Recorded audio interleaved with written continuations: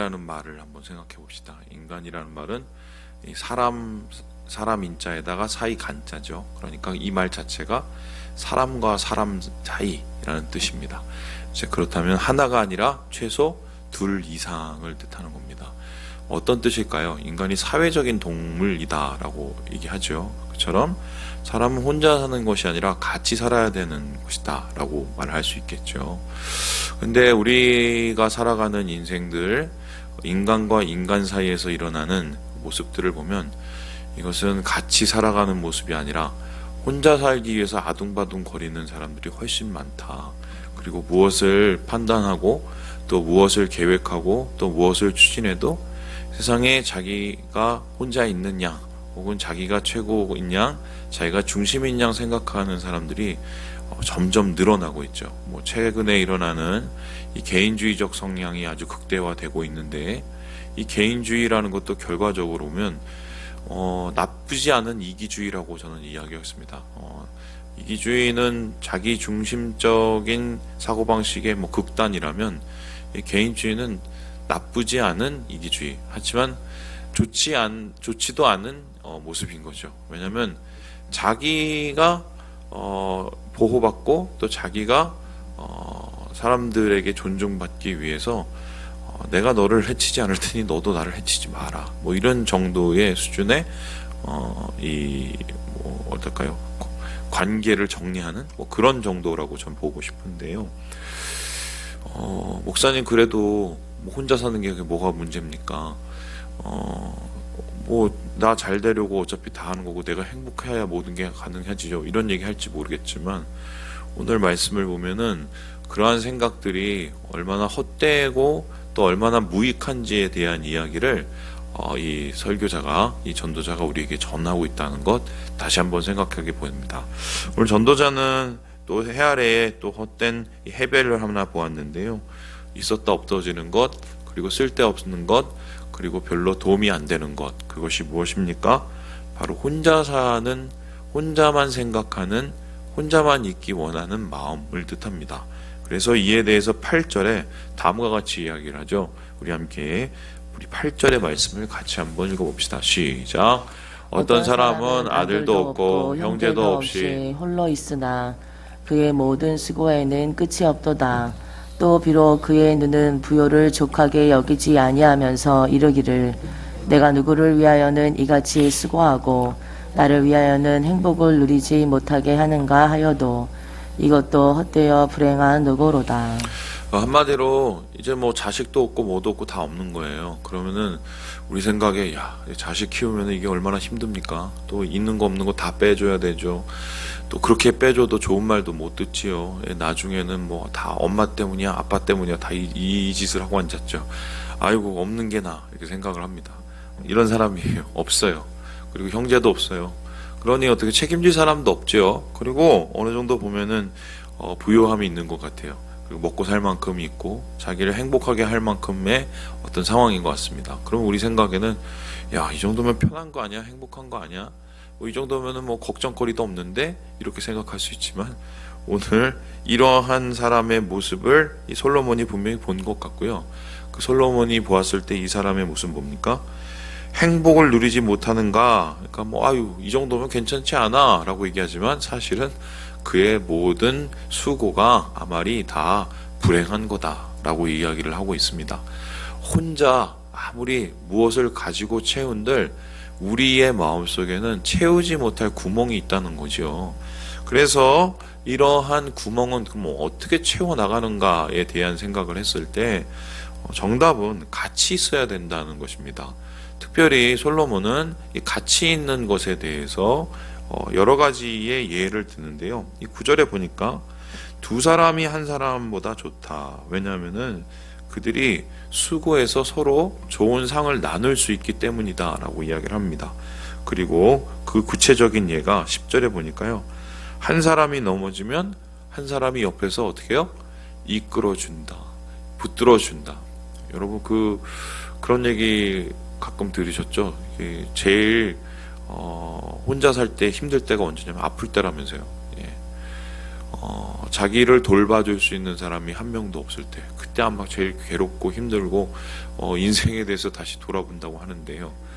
둘이 살게 되면은 함께 붙들고 이끌어 줄 수 있는, 소위 말해서 누군가가 있다는 것이지요. 뿐만 아니라 11절에 보면은 체온에 대한 얘기죠. 두 사람이 함께 누우면 따뜻하다. 그죠? 뭐 왼수 같은 사람도 같이 살을 맞대고 살면 그것이 온기를 녹이는, 온기가 되지요. 냉기를 녹이는.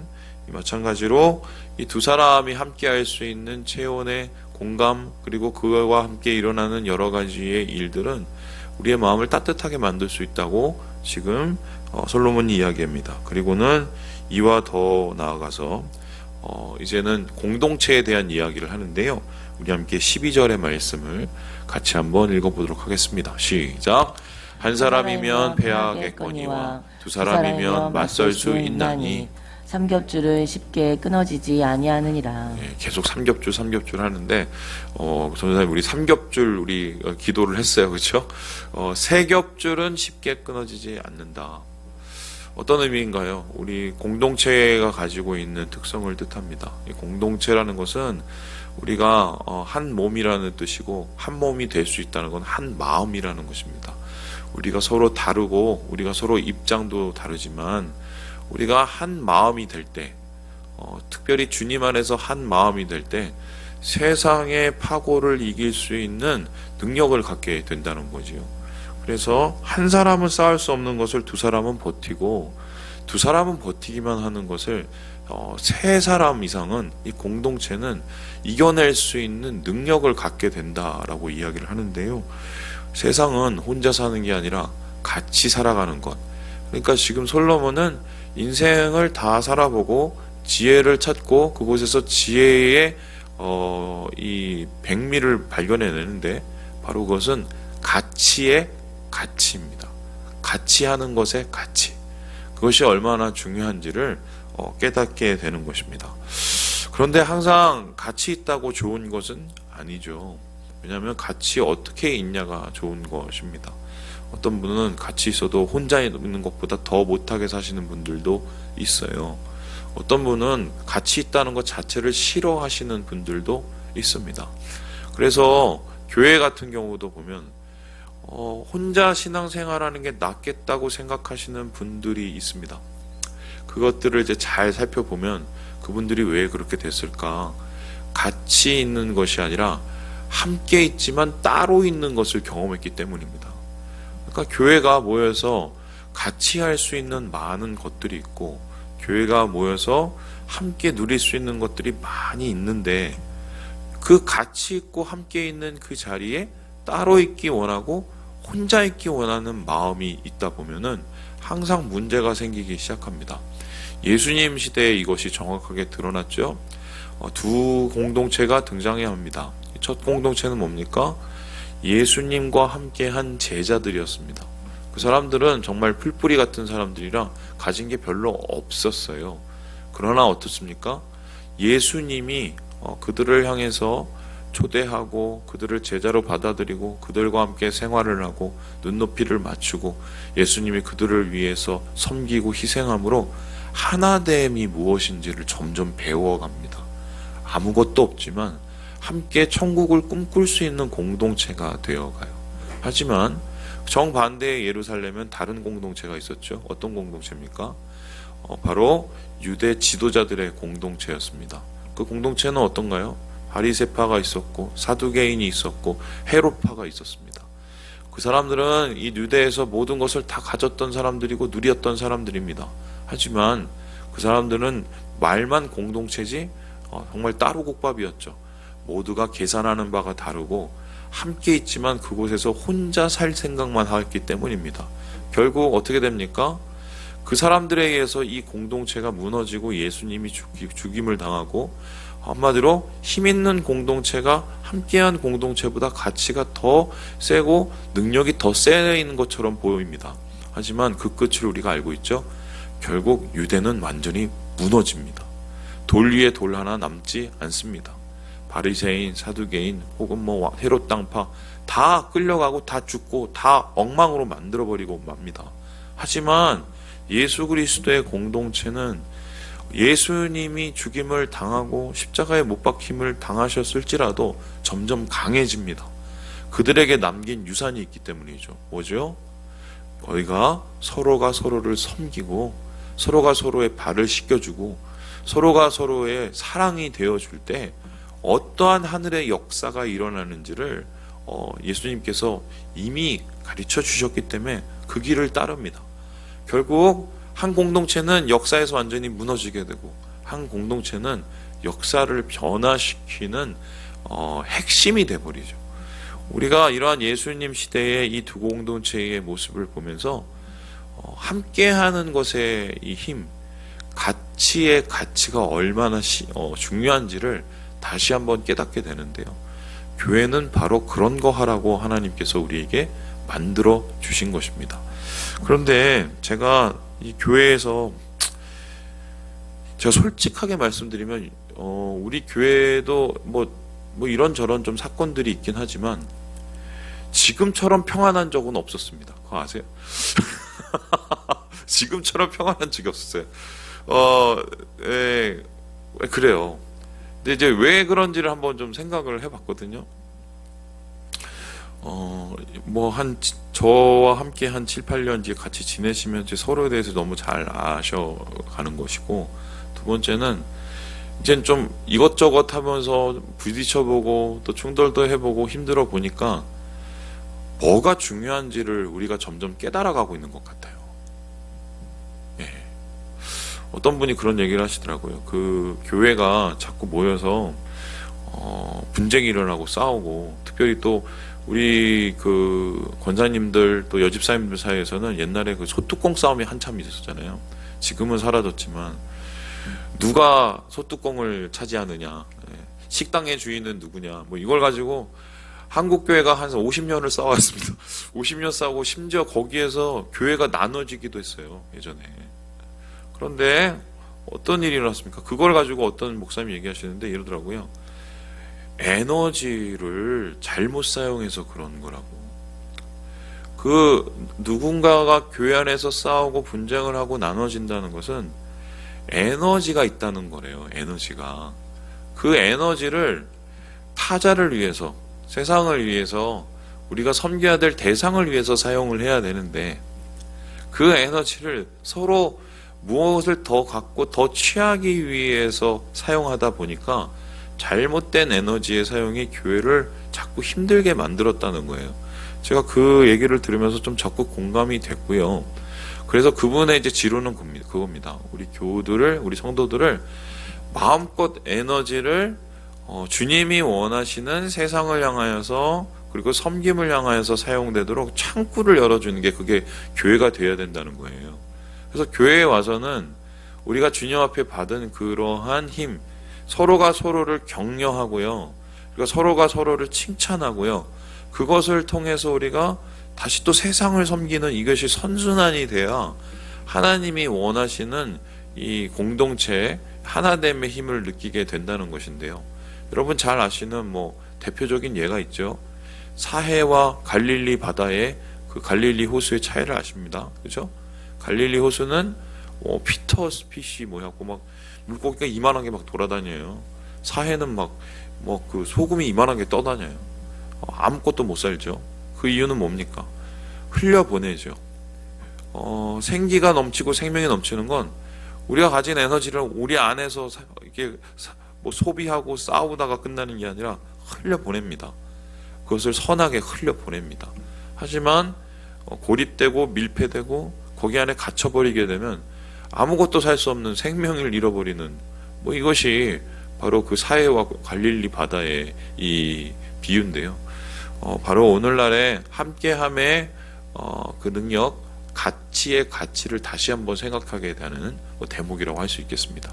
그래서 저는 계속적으로 얘기를 하지만 앞으로의 세상은 점점 더 외로워질 것이다. 점점 더 외로워지실걸요. 아마 우리가 부유해질지라도 점점 더 외로워질 겁니다. 그런데 이 외로움을 이길 수 있는 것은 결과적으로 제가 이번 주 수요일 날도 이런 설교를 하겠지만 두세 사람이 주의 이름으로 모여서 함께 서로를 마음을 부딩켜 안고 서로를 격려하고 존중하는 그 핵심적인 그 공동체예요. 사실 그것만 있으면 세상을 이길 만한, 세상을 살 만한 힘이 생깁니다. 초대교회가 그렇게 주님 안에서 큰 사역을 이룰 줄을 누가 알았겠어요? 그에겐 뭐가 있었습니까? 성도들 간에 이 공동체에 대한 사랑, 그 공동체에 대한 힘이 있었기 때문에 그래요. 그래서 우리 교회가 정말 이런 것을 좀 빨리 점점 더 크게 깨달아갔으면 좋겠다. 함께 있는 것의 따뜻함, 함께 있는 것의 유익, 함께 있는 것의 능력, 뭐 이런 것들을 우리가 깨닫게 되면 우리가 정말 더 많은 일들을 할 수 있지 않을까, 뭐 그런 생각을 제가 어제 말씀 보면서 고민하게 되었습니다. 이런 이야기를 한 후에 지금 솔로몬은 마지막으로 자기의 얘기를 좀 꺼내는 것 같은데요. 이 사람이 이제 왕이잖아요. 왕이니까 왕 중의 왕, 그러니까 이 지난 왕보다 더 위대한 왕이 되고 싶어서 되게 노력했던 것 같아요. 그러면서 결론적으로 내린 결론이 무엇입니까? 우리 함께 우리 16절의 말씀을 읽고 마무리해 보도록 하지요. 16절입니다. 시작.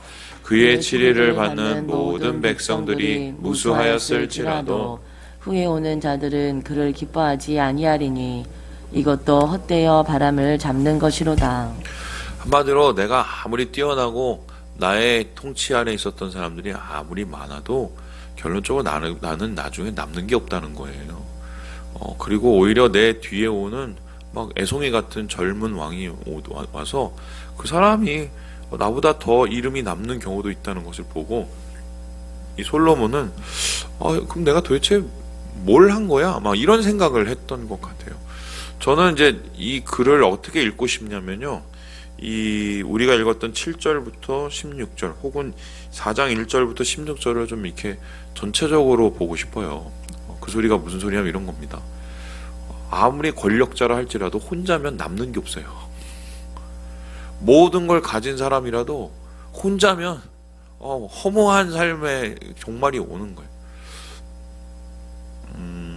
제가 요즘에 이제 보는 드라마가 하나 있는데 그 재벌집 그 무슨 막내 아들인가? 여러분 혹시 그거 보십니까? 제가 요즘에 그걸 보거든요. 그 드라마를 안 보다가 요즘에 다시 보는데 이게 뭐냐면 우리나라 그 S그룹 그 일대기를 이렇게 무슨 저기 뭐죠? 환타지물로 만들어서 이렇게 나오는 막 그런 드라마예요. 이제 그 드라마가 이제 그 그룹에서 일어난 일이나 그 가족의 일들을 가지고 이렇게 막 풀어나가는데 그게 어느 정도 사실을 기반으로 한 이제 팩션이겠죠. 근데 그거 보면서 참 그런 생각이 들더라고요. 가족이 아니고 돈과 힘과 권력과 그 지배 구조 안에 또 가족이 아니라 이건 완전히 왼수도보다 못하는, 그래서 스스로의 재앙과 불행을 좌우하는, 자초하는 이런 거 제가 보면서 그런 생각이 들었어요. 확실히 저건 아니다. 확실히 저건 아니다.